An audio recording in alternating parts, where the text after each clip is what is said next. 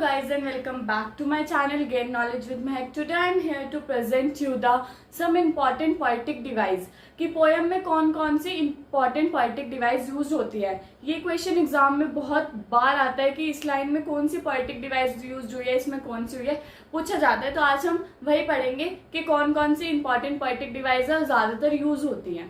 करते हैं। First is simile कि सिमिली क्या होती है। सिमिली होती है जो कंपेयर करती है एक चीज को दूसरी चीज से, compare one thing to another, जिसमें लाइक और एज का यूज होता है। वो लाइक करके यूज करती है कि he fights like a tiger, वो टाइगर की तरह लड़ा। उसने एक मैन को टाइगर के साथ कंपेयर किया, क्या लगा के, लाइक लगा के। तो ऐसे जिसमें लाइक आ जाए, एज आ जाए, एज के साथ कंपेयर किया हो, तो अब आंख बंद करके सिमिली लगा देना, सिमिली ही आएगी लाइक या एज हो सेंटेंस में। तो फर्स्ट हमारी ये बहुत इंपॉर्टेंट है, इसे बहुत पूछा जाता है कि इस लाइन में बताओ सिमिली क्या है, और सिमिली ही बहुत ज्यादा पूछी जाती है क्योंकि ये बहुत इजी है। किसी भी सेंटेंस में लाइक हो या एज हो तो उसका आंसर सिमिली ही होगा, और दो चीज के बीच में कंपैरिजन हो। दूसरा हमारा है मेटाफर। मेटाफर क्या बोलता है? मेटाफर बोलता है अ वर्ड और फ्रेज, या तो कोई वर्ड या कोई phrase, for one thing that is used in place of another thing in order to show that they are similar. कि दो चीजों का कंपैरिजन होता है इसमें भी, लेकिन लाइक और एज लगा के नहीं होता। इसमें जो है हम लाइक और एज नहीं लगाते। इसमें हम कंपैरिजन करते हैं ज्यादातर कैसे, टाइम इज मनी, जो टाइम है वही मनी है। दो चीज का कंपैरिजन हुआ लेकिन इससे हुआ कि टाइम क्या है, मनी है। Ali is a walking dictionary, Ali क्या है, एक वॉकिंग डिक्शनरी है। तो कंपैरिजन तो हुआ, अली का किससे हुआ, डिक्शनरी से हुआ। टाइम का किससे हुआ, मनी से हुआ। लेकिन यहाँ पे लाइक और एज का कोई यूज नहीं है, इसलिए इन्हें कहते हैं मेटाफर, जिसमें दो चीजों का कंपैरिजन हो रहा हो लेकिन लाइक और एज का कोई भी सेंटेंस ना हो। जिसमें लाइक और एज हो वो सिमिली, जिसमें नहीं हो वो मेटाफर। थर्ड हम पढ़ते हैं एलिट्रेशन, कि भाई एलिट्रेशन क्या होता है। Repetition of consonant sound specially in the beginning of word, कि कॉन्सोनेंट साउंड का बार बार रिपीट हो रहा हो एक ही सेंटेंस में। कॉन्सोनेंट वर्ड्स कब, स्टार्टिंग ऑफ द वर्ड में ज्यादातर, जैसे don't drink and drive, D, इसमें भी डी आ रहा है, चाहे भले पीछे आ रहा हो पर आ रहा है। और D, don't drink and drive, consonant तो सेम चल रहा है ना, तो इसे क्या बोलेंगे हम, एलिट्रेशन बोलेंगे। कि रिपीट हो रहा हो, क्या रिपीट हो रहा हो, कॉन्सोनेंट रिपीट हो रहा हो। जैसे ही saw a spider and snake on the shelf, उसने क्या देखा, स्पाइडर देखा, स्नेक देखा, कहाँ देखा, शेल्फ पे देखा।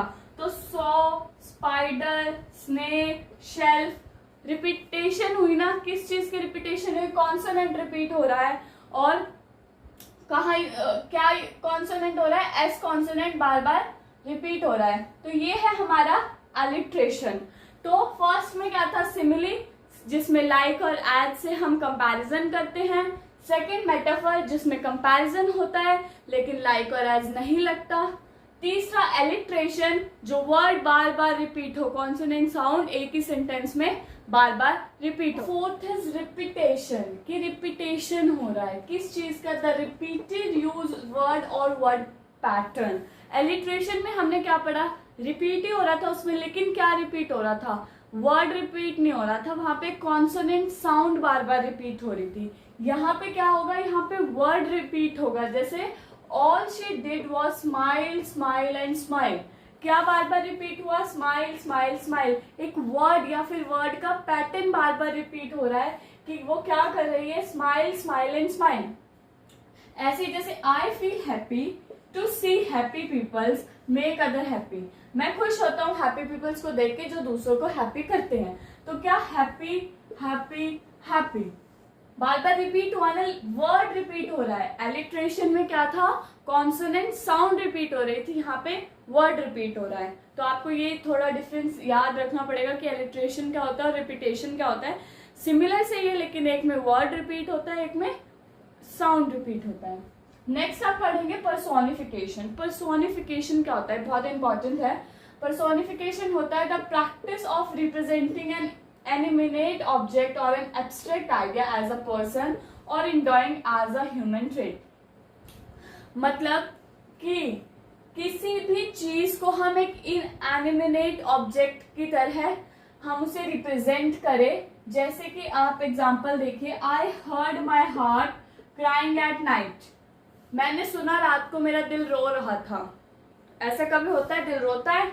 इनएनिमेट ऑब्जेक्ट है ना क्राइंग, हार्ट तो कभी रोता ही नहीं है। लेकिन एक पर्सन का ट्रेट है, हार्ट क्या है, पर्सन का ट्रेट है, जिसे हम कैसे रिप्रेजेंट करते हैं, एक इनएनिमेट ऑब्जेक्ट के साथ, जो चीज होती नहीं है, या फिर एक एब्स्ट्रैक्ट आइडिया जो होता नहीं है लेकिन हमें लगता है। जैसे the trees were fluttering and dancing in breeze. Trees जो है वो फ्लक्टरिंग हिल रहे हैं और डांस कर रहे हैं हवा में। क्या ट्रीज डांस करते हैं हवा में, फ्लक्टरिंग करते हैं? तो ये एक एब्स्ट्रैक्ट चीज से हमारी जो है कंपैरिजन करा गया है ट्रीज का। यहाँ पे हार्ट का कंपैरिजन क्राइंग से किया गया है। तो ये पर्सोनिफिकेशन है कि किसी एब्स्ट्रैक्ट आइडिया से रिप्रेजेंट करना किसी ह्यूमन ट्रेट को या फिर किसी ह्यूमन बीइंग को। ठीक है, समझ में आया है पर्सोनिफिकेशन क्या होता है? एलिट्रेशन और रिपीटेशन में थोड़ा कंफ्यूज मत होना, पहले उसे अच्छे से देखना कि कॉन्सोनेंट रिपीट हो रहा है या फिर वर्ड रिपीट हो रहा है। तो अब हम आगे बढ़ते हैं। So now hyperbole. हाइपरबोले हमें समझ, इसमें से ही समझ में आ रहा है हाइपरबोले कि कुछ बढ़ा चढ़ा के बोलना। जैसे exaggeration of the fact by author और पोइट, कि ऑथर ने कुछ ऐसी लाइंस लिखी है जिसे बहुत एग्जेगरेट करके लिखा है, बहुत बढ़ा चढ़ा के लिखा है। जैसे she winged and everyone around her fell down. उसने विंड करा और उसके पास जो भी थे सब गिर गए। तो एग्जेगरेट करके बताया ना, ऐसा तो है नहीं कि मैं विंड करूंगी और मेरे पास जो भी खड़ा होगा वो गिर जाएगा। तो इसका मतलब है कि कुछ बढ़ा चढ़ा के बोलना, कुछ ऐसी बातें बोलना जो इम्पॉसिबल है। Next antithesis. एंटीथीसिस का मतलब क्या होता है? कॉन्ट्रास्टिंग वर्ड्स और ideas to give a feeling of balance. कि ऐसे आइडियाज या फिर वर्ड को कॉन्ट्रास्ट करो, मिलाओ, एक दूसरे से कंट्रास्ट करो कि वो बैलेंस करे चीजों को। एग्जाम्पल पढ़ते हैं। Good and evil are the part of life. अच्छाई, अच्छा होना और बुरा होना हमारे लाइफ का पार्ट है। तो अच्छा और बुरा कंट्रास्ट एक दूसरे से अपोजिट है। तो इसलिए ऐसी वर्ड्स, ऐसी लाइंस जहां पे दोनों आए, एक दूसरे के अपोजिट वर्ड्स दोनों आए। फिर देखिए, there was both peace and war. यहाँ पे पीस भी है, शांति भी है और वॉर भी हो रहा है, लड़ाई भी हो रही है। तो दोनों अपोजिट वर्ड्स आए जहां पे एक दूसरे को वो कंट्रास्ट करे, बैलेंस बना के चले, तो वो होता है एंटीथेसिस। नेक्स्ट पढ़ते हैं अपोस्ट्रोफे। अपोस्ट्रोफे क्या कहता है? It is use to address a dead absent person और थिंग। कि जो चीज एब्सेंट है, हमारे पास नहीं है, मरी हुई है, डेड है, या फिर वो कोई पर्सन हो या थिंग हो। जैसे death, be not proud. Death, तुम घमंड मत करो, डेथ पे घमंड मत करो। तो डेथ एक एब्स्ट्रैक्ट चीज है, अगर होगी भी तो उसके बाद हम बोल नहीं पाएंगे। तो ये डेथ जो है ये एक एब्स्ट्रैक्ट चीज है, एक डेड चीज है। Oh God where are you staying. Oh God, तुम कहाँ पे हो? हम गॉड को बोल सकते तुम कहाँ पे हो, गॉड सुन लेगा। ये एक एब्स्ट्रैक्ट चीजें हैं जिससे हम बात करते हैं लेकिन हमें आंसर कुछ नहीं मिलता, तो वो होता है एपिस्ट्रोफे। हम किसी को, किसी डेड या फिर किसी एब्सेंट चीज को एड्रेस करते हैं, जैसे death, not to be proud, and God, where are you staying. Onomatopoeia. Onomatopoeia क्या होता है? किसी चीज फॉर्मेशन, किसका, वर्ड का फॉर्मेशन जिसमें से एक साउंड एसोसिएट हो, जिसका वो नाम है, उसकी साउंड। जैसे कि dog bark all the night. Bark यहाँ पे किसकी साउंड है? डॉग की साउंड। मतलब सिंपली हम इसे ये कह सकते हैं जहां पे साउंड्स आए, जो sound, what a thunder clap those words to me, उन वर्ड्स को सुनकर मैं एकदम थंडर क्लैप, एकदम से क्या होता है, मैं एकदम से चौंक गया। तो वो थंडर क्लैप, उन वर्ड्स से मुझे इतनी थंडर क्लैप में चौंक गया। फिर तो इसका मतलब ओनोमेटोपिया का मतलब ज्यादातर है जो साउंड को डिस्क्राइब करे, जिस वर्ड से साउंड एसोसिएट हो तो उन्हें हम ओनोमेटोपिया कहते हैं। अब नेक्स्ट आता है ऑक्सीमोरॉन। ऑक्सीमोरॉन क्या कहता है कि दो वर्ड्स का कंजॉइनिंग, दो वर्ड्स को बांटना जो कि कॉन्ट्राडिक्टरी वर्ड्स हों। एंटीथीसिस में हमने पढ़ा था जो एक दूसरे से अपोजिट वर्ड्स हों, यहाँ पे कॉन्ट्राडिक्टरी वर्ड्स हैं। जैसे आप देखें वहां पे हम एक ही लाइन में कह देते थे गुड एंड एविल, एक दूसरे के अपोजिट है गुड एंड एविल। लेकिन यहाँ पे क्या होगा, have you ever seen a vice owl, क्या तुमने कभी वाइस आउल देखा है? आउल तो कभी वाइस हो ही नहीं सकता। यहाँ पे दो कॉन्ट्राडिक्टरी वर्ड्स का कंजॉइन किया गया है कि आउल और वाइस का तो कोई मेल ही नहीं है, तो वो तो एक हो ही नहीं सकते। यहाँ पे आपको ऐसे वर्ड्स, ऐसे सेंटेंसेस मिलेंगे जहाँ पे दो कॉन्ट्राडिक्टरी वर्ड्स को एक साथ मिला दिया जाएगा। जैसे नेक्स्ट एग्जांपल देखें, it was an intelligent donkey. कभी आपने इंटेलिजेंट डोंकी देखा है? समझदार गधा कभी नहीं देखा। तो इसलिए इसमें ऐसी एग्जाम्पल्स, ऐसे मीनिंग्स होते हैं जो एक दूसरे के बिल्कुल कॉन्ट्राडिक्टरी हो, बिल्कुल मिलते ना हो। कभी आपने इंटेलिजेंट डोंकी नहीं देखा, कभी आपने वाइस आउल नहीं देखा। ये वर्ड्स हम ऐसे एक दूसरे से मिलते ही नहीं है बिल्कुल, लेकिन यहाँ पे होते हैं। मैं इसका एक और एग्जांपल बताऊं कि आई ऑब्जर्व्ड डिफनिंग साइलेंस देयर। क्या? आई ऑब्जर्व्ड, मैंने वहां पे क्या ऑब्जर्व किया? डिफनिंग साइलेंस।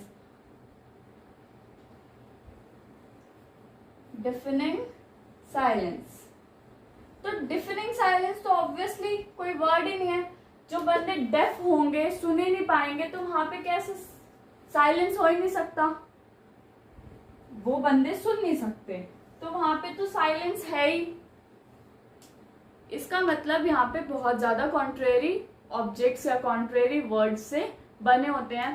सो दैट्स इट, ये थी कुछ important poetic device. I hope आपको समझ में आई होगी। अगर समझ में आई हो तो please don't forget to like, share and subscribe my channel. Thank you.